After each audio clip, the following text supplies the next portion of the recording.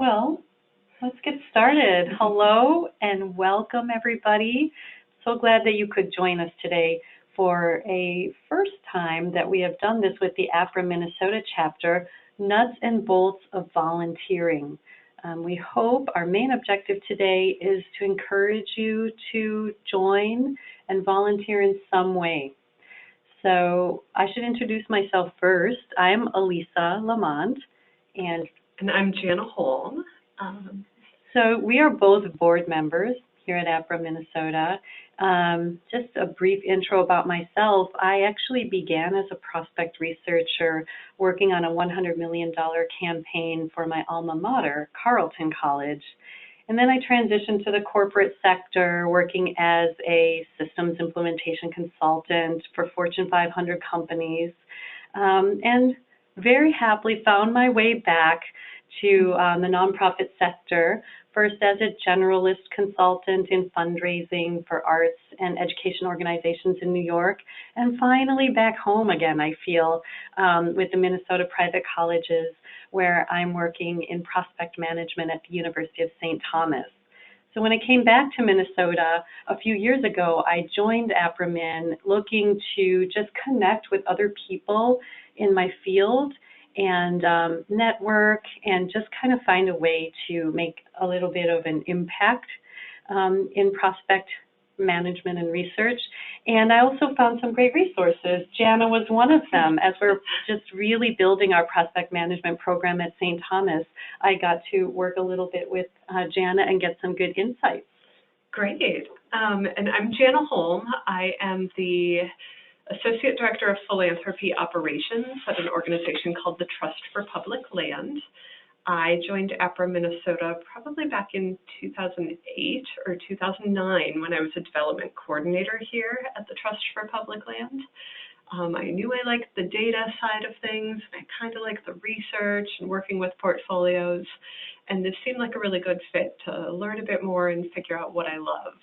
And then I moved out to Baltimore, Maryland for 5 years and worked as the Director of Prospect Management and technical training and customer service at Johns Hopkins University and Hospital. And out there I was the president of Apra Maryland for a few years, and when I moved back to Minnesota to come back to the Trust for Public Land, wanted to get involved with Apra Minnesota. So that is how we got here today. So a little bit about our objectives in this half hour that we have is we'll share a little bit about Apra Minnesota. It's pretty rich history. And then we have some board positions open, and we'll like to just share what that would mean, volunteer to be on the board. Then we have some committees that meet. Different committees meet for different times throughout the year, but we'll try to give you a good idea of what those are and how you could get involved. And then we'll reserve a little bit of time for Q&A, but I think there's a chat box that you can type in any questions you might have, and we'll try to answer them along the way as well. Yep, so to do that, if you hover over that green bar at the bottom of your screen, it should pop up a little row of icons, and one of them is Q&A. So anything you type in there, we will see. So like Elisa said, Apra Minnesota is really kind of the birthplace of Apra. At our spring conference this year, we had some founding and early members sharing their stories about how Apra really began. The first meeting of prospect researchers occurred on the Augsburg campus back in 1981.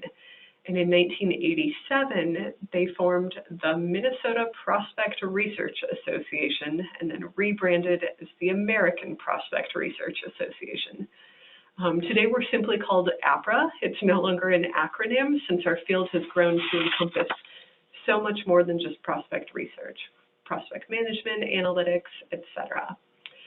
Our chapter right now has about 124 active members in over 30 cities across Minnesota and one person out in North Dakota. Thank you. And we represent all different sectors of kind of the nonprofit world: health and human services, education, arts and culture, community foundations. We've got consultants and freelancers in the mix, environmental orgs, and religious groups. So our Apra Minnesota board is made up of 10 members. We have 4 officer positions: president, vice president, treasurer, and secretary, and then 6 other positions where we are either a chair or co-chair of a committee. So we meet about 10 times a year, can be either in person, we try to meet in person, but it can also be via conference call. And so this is a way to just say right now to please don't let it deter you if you do not live within the Twin Cities local area, because we use Zoom like we are today, and it's really a very easy way to be connected, and you can certainly serve on the board if you live kind of outstate. So before we get into the committees, what we do on our board is that we make all kinds of programming decisions, and we also, which we do not have a committee, so I want to tell you about this, we also administer 3 scholarships. So you might notice on the website, if you visit apramn.org, we have a professional development grant that is open right now until October 4th.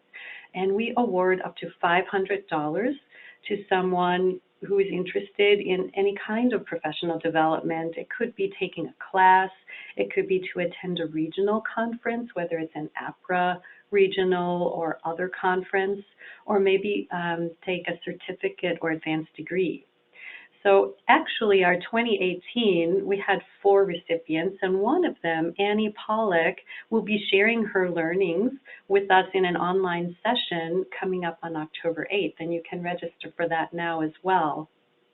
The other 2 scholarships that we administer is one to the Apra Minnesota Local Conference, which is held generally every May, and also one, which is a pretty generous one, to the Apra International PD Conference, which is around August of every year. So up on the screen, you'll see some notes about joining our board, what we ask for in terms of membership and time commitment. Do you want to talk a little bit more about that, or is that pretty straightforward? Sure. You can certainly read about the eligibility if you have been an APRA member for the past 12 months. We hope that you will consider putting your name in for a nomination. We have our elections annually in the fall, and right now we have 3 positions that will be opening. So we have 2-year terms that are staggered. So 3 people will be rolling off at the end of December. So we look forward to welcoming 3 new members. The perks, as you can see, there are some perks. We do a lot of hard work together as a board, but it's a lot of fun. And some of the things you can look forward to is that every year, since we do a lot of planning for the conference, the fees are waived. So that is a $130 value, $110 if you're an early bird. Yeah, so that's actually a really great way if you work for a very small organization where you might not have a big professional development budget. You might think about joining the board and finding a way to attend the conference for free. But as well, we get great professional development and leadership skills, and it's wonderful networking too. Great. So I'll talk a little bit about joining a committee. If you think that the board is sounding like kind of a big commitment right now, which it can be, there's a lot of work that goes into being a board member. We do have a number of different committees that are open, and all that we ask for our committee members is that you be an active Apra Minnesota member. Most of our committees meet about 5 to 10 times per year, depending on the committee, and a lot of these are held as conference calls. So again, if you're outstate, do not worry about it. We love to see your smiling face show up on Zoom video. And, we are not Twin Cities specific for these types of work. Some of the perks of joining a committee are really just getting to have a voice in the future of Apra Minnesota and what we're doing with our membership or our programming. It's also a great professional development opportunity, and you can grow those leadership skills, you can work with others, you can kind of build your network within this field, hear more about best practices, And it's a great networking opportunity. You're partnered up with a lot of your Apra Minnesota colleagues and getting to spend a lot of time getting to know people in the field and who to go to when you have questions. So we'll now talk through some of the different committees that we have with Apra Minnesota. So this first one is the Marketing and Communications Committee. The lovely faces that you see are Ryan Marshall and Amy Fisher, who are currently the chairs of this committee. So what the Marketing and Communications Committee does is promote Apra Minnesota programs and membership, mostly via our website. And we also use Twitter and Facebook, social media, and email as a way of getting information out from a marketing and communication standpoint. We try to enhance our chapter's relationship with local and national organizations this way. And then we also are always working to enhance our website. Ryan's been doing an excellent job with adding new material and trying to keep that content fresh. We have our monthly networker newsletter that we add to this committee. If you're thinking about this committee, some of the desired skills and very transferable skills that you can bring and maybe grow would be if you have some social media skills, we really appreciate that. It also will help you become more familiar with some of the organizations that we at Apra Minnesota are working on and develop some of the skills with marketing. Those are skills that I would like to learn someday as well. Okay, so that's about that committee. Yeah, so next up is the Programming Committee, which I co-chair with Renee Francis, who did not have a photo up on our website, so you just get to look at me again. Our Programming Committee is responsible for all of the educational programming that Apra Minnesota does. So this is our annual conference, any of our virtual seminars, our buzz sessions, social or networking activities, basically any programming that is up on our website is overseen by this group. So what we do is we identify topics that we think might be interesting. We try to recruit speakers and presenters and sponsors, and then we really just plan and execute all of the program logistics. So trying to figure out what's the venue, who's coordinating with catering, what meals do we need, who's signing up for things, how is that speaker getting around, you know, who's coming in, what's the schedule going to look like, things like that. So the skills we're looking for here would be anybody who has an interest in doing some of that logistics or party planning type work. If you've got connections to venues or speakers or sponsors, we love to be able to tap into that. Or if you just have ideas about programming that you'd like to see or that you've seen other groups do, we would love to have more folks involved with this group. So. Great. So our next committee is the Mentoring Committee, which I have chaired for the past almost 2 years. I'm so excited that actually currently we have 26 participants as mentors and mentees, which represent about 20% of Apra Minnesota, and we would love to have even more. I think personally that there are so many benefits to being a mentor or a mentee. Last year, what we really worked on our committee of, we had 6 people, was just creating a welcome packet and application and just revamping the program a little bit because, as we mentioned, we have grown more from prospect research into prospect management, analytics, prospect development, and so we really wanted to make sure that our materials reflect that. What we're going to work on this year is to develop some monthly e-newsletters with some mentoring topics just to keep mentors and mentees kind of engaged. Like I said, I think it's a great program. Our committee has a lot of fun. We'll continue to refine our mentoring program materials based on the feedback that we hear from the people who are currently participating in the program. Great. And then we are just forming our first ever membership committee. This committee is chaired by Michelle Hain right now at the University of Minnesota. And this committee really exists to help promote the value of Apra Minnesota to potential members, to recruit new members, to do outreach. And so what this committee will be tasked with is developing any of our registration procedures for new members. What information are we gathering? Who could we, maybe be looking to as future Apra Minnesota members that we haven't tapped into certain populations yet? As Apra has become more than just research and is prospect management and analytics, we know we can attract a more diverse population into Apra membership as well. And then this group will also be working on member surveys, online membership directories, and just making our membership, more valuable to each and every one of you. So they're just getting going this year and are trying to kind of build up a group. And so that would be a fun way to kind of get in on the ground floor with a new Apra committee. Excellent. We also have another new committee. Actually, it has not even been formed yet. We don't have a chair, but it will be chaired by whoever's the incoming Apra Minnesota president. So our current president, Joe Theodosopoulos, and I actually attended the National Apra Leaders Summit this past February, and we were really excited to learn about Apra Canada and how they had come together to form a strategic plan for their next 3 years.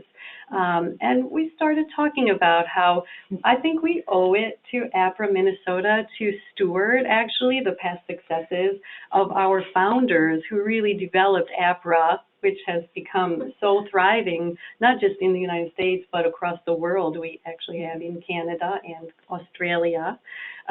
So we thought we really need to do this for Minnesota. And we've come up with 4 pillars or subcommittees that I would envision 5 to 7 volunteers on each committee.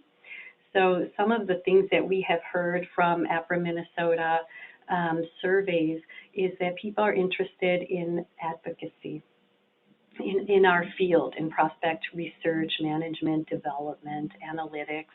So we'd like to figure out 2 to 4 goals for each of these pillars and what our vision will be and how we might be able to execute our vision for increasing advocacy, membership, like Janet just spoke about.